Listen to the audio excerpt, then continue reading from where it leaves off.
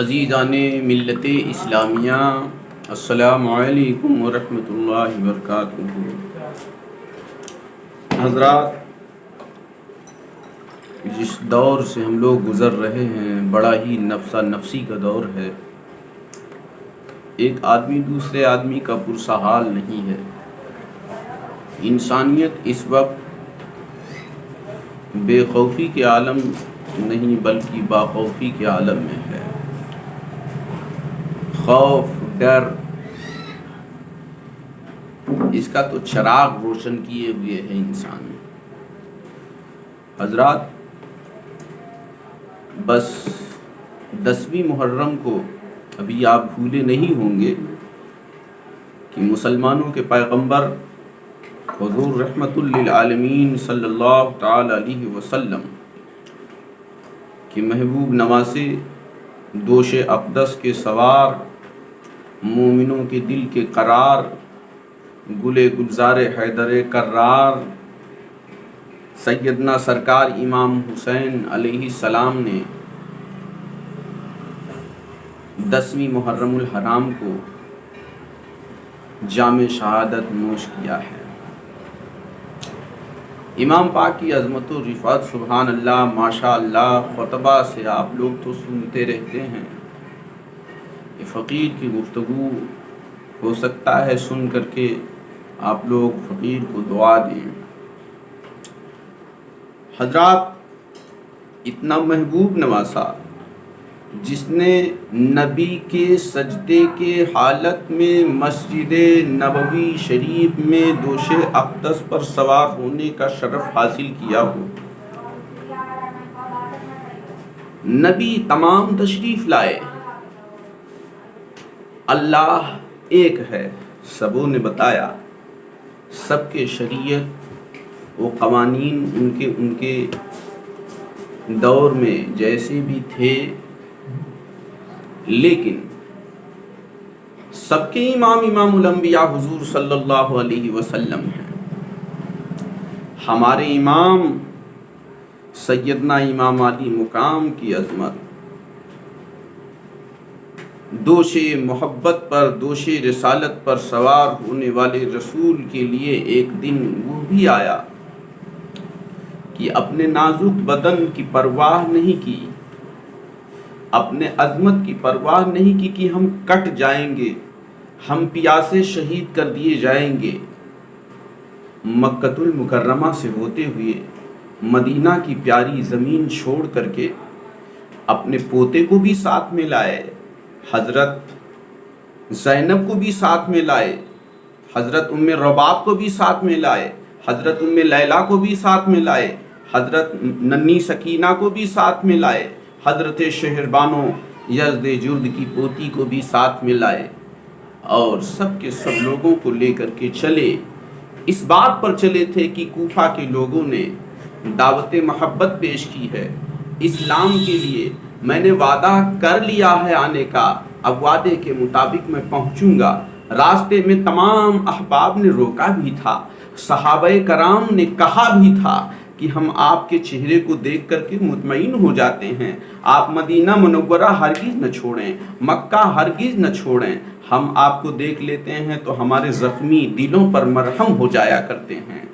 خدا را حسین ہمیں محروم نہ کر کے جائیے۔ بہرحال امام پاک 10 محرم الحرام کو جام شہادت نوش فرما چکے۔ رات کسی وجہ سے کٹی، خیمے میں کیا کیا ہوئے آپ سن چکے ہیں۔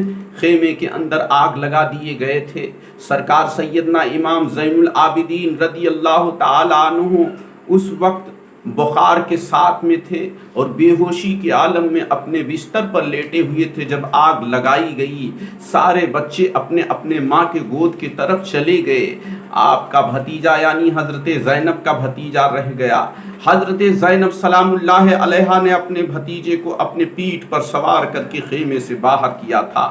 حضرت سیدنا امام باقر رضی اللہ تعالی عنہ اس خیمہ کے اندر چل رہے تھے اور ادھر ادھر چل رہے تھے.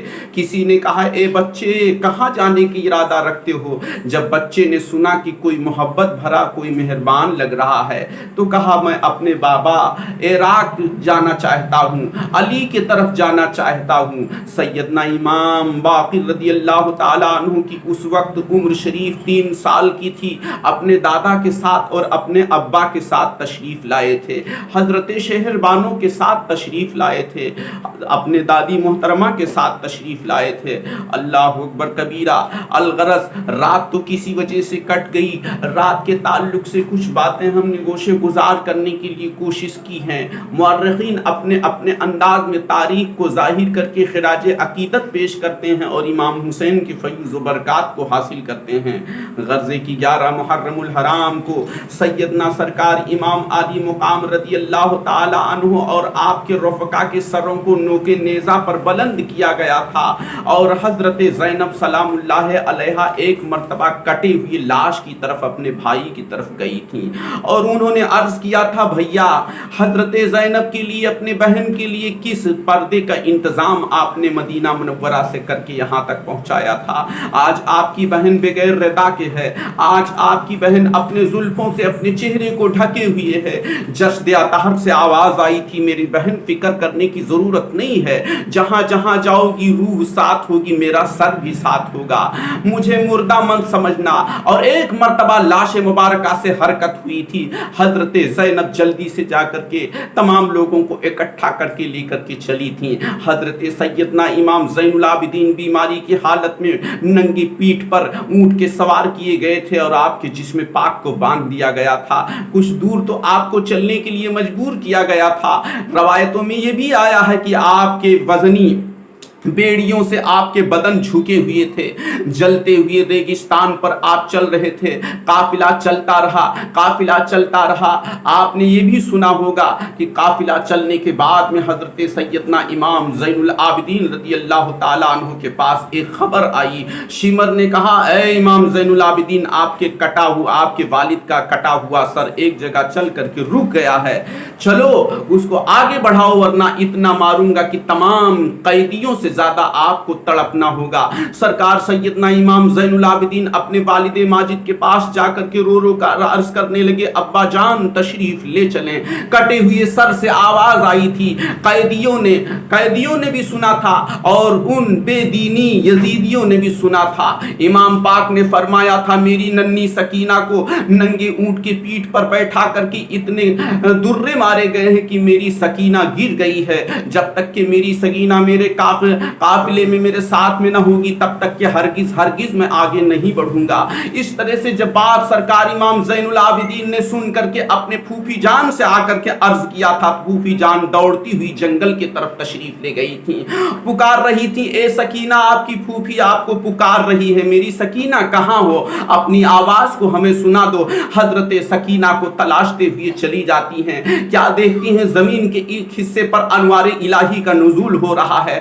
آسمان سے لے کر کے زمین تک نور ہی نور دکھائی پڑ رہا ہے. اس نور کے اندر ایک عظیم ترین بزرگ شخصیت نقاب پوش تشریف فرما ہے. انہوں نے جا کر کے اسلامی تعلیم کے مطابق السلام علیکم کہا اور کہا ایک خاتون آپ کون ہیں جنہیں امام حسین کی بچی سے اتنا پیار ہے کہ اپنے زانوے محبت پر بٹھا لیا ہے. حضرت سکینہ اس وقت کراہ رہی تھیں, رو رہی تھیں اور زخموں کو دکھاتے ہوئے اس خاتون نے اپنے نقاب کے پردے کو الٹ دیا. کہا بیٹی زینب نہیں پہچانا, میں آپ کی ماں ہوں, حضرت سیدۃ النساء العالمین فاطمہ الزہرا طیبہ طاہرہ سلام اللہ علیہا بنت مصطفیٰ ہوں, اللہ کے محبوب صلی اللہ علیہ وسلم کی دختر نیک اختر ہوں, نہیں پہچانتے ہو. حضرت زینب نے اپنی بھتیجی کو لے کر کے سکینہ کو لے کر کے آگے بڑھی. تب جا کر کے یہ قافلہ آگے بڑھا. راستہ نہ جانے کتنے مصیبتوں کے ساتھ سہتے ہوئے عبید اللہ ابن زیاد کے مکان پر پہنچا جہاں ظلم کا مرکز بنا ہوا تھا. مورخین تو اس کو دربار لکھتے ہیں لیکن یہ حقیر فقیر سراپا تفسیر اس کو دربار نہیں لکھے گا. ہم تو صرف فقرائے قادریہ اور فقرائے چشتیہ, فقرائے اہل بیت बैतिया के लोगों को और औलिया अल्लाह के सिलसिले के जितने भी फुकरा हैं उनके झोपड़ी को और उनके कुटी को और उनके खानकाह को दरबार आली कहा करते हैं। और उस बदबख्त जहां यजीद अपने चेलों को और अपने चाहने वालों को, दौलत के चाहने वाले कुत्तों को जमा कर रखा था, वो कभी दरबार नहीं हो सकता है। हदीस की रोशनी में आपको भी मालूम होगा कि सैयदना दो आलम सरकार अक़दस सल्लल्लाहु अलैहि वसल्लम ने तालिबे दुनिया को कुत्ता बताया है। इसलिए हदीस पाक के रोशनी में दुनिया के तलब में रसूलुल्लाह के फर्जंद को ज़िबाह करवाने वाली जमात जो है वो इंसानों की नहीं बल्कि कुत्तों से भी बदतर है। कुरान के अंदर आपने पढ़ा होगा जिसके ऐसे हरकत हुआ करते हैं वो खिंजीर के खुर से भी ज्यादा खराब हुआ करते हैं। लिहाजा यजीद पलीद को दौरे इंसानियत जब से हुई है तब से देखा जाए, अगर इस तरह से हरकतें करने वाली और यजीद पलीद के दौर में इस तरह से हरकतें जिन जिन लोगों ने देखी है उसे जानवर से भी बदतर समझा है। शेखुल इस्लाम बाबा फरीदुद्दीन गंज शकर रहमतुल्लाह अलैह अपने तकरीर में इरशाद फरमाते हैं कि 9 और 10 तारीख को जंगल की हिरनियां दूध नहीं पीती हैं, खुद रोजा रखती हैं और अपने बच्चों को दूध नहीं पिलाती हैं। बाज रवायतों में पहली मुहर्रम से लेकर के 10 मुहर्रम तक जंगली जानवर घास और फूस नहीं खाते हैं, पानी नहीं पीते हैं, नबी के घर के लोगों से इतनी मोहब्बतें किया करते हैं। हजरात, कुछ लोग ऐसे भी हैं कि नबी के फर्जंद को बेगुनाह शहीद करते हैं, कत्ल करते हैं। शेखुल इस्लाम बाबा फरीदुद्दीन गंज शकर रहमतुल्लाह अलैह ने तो जोरदार आवाज से कहा था, ए मुनाफिको, ए काफिरो, रसूलुल्लाह के फर्जंदों को तुमने बेगुनाह शहीद किया है। तुम्हारा रिश्ता इस्लाम से नहीं है, तुम्हारा रिश्ता शैतान से है।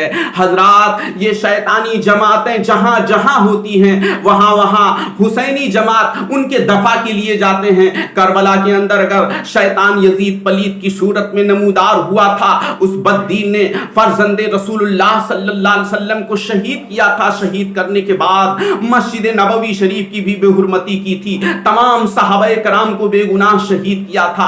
वाकयात तो बड़े लंबे हैं। अल्लाह तबारक ताला हुसैन के पाकीज़ा खून के कतरात के सदके में हम सब के गुनाहों को माफ फरमा दे। हमारे बोलने में जो कुछ गलती हो गई हो अल्लाह माफ फरमाए। इमाम पाक के सदके में हमें नजात का एक जरिया अता फरमा दे और हमारा ईमान पर खात्मा नसीब हो जाए। अल्लाहु अकबर कबीरा। मादूम न था साया शाहे सकलैन, उस जात की जलवागाह थी जाते हसनैन। तमसील ने उस नूर के 2 हिस्से किए, आधे से बने हसन आधे से बने हुसैन। इसी पर अपनी बात खत्म कर रहा हूँ। अस्सलामु अलैकुम।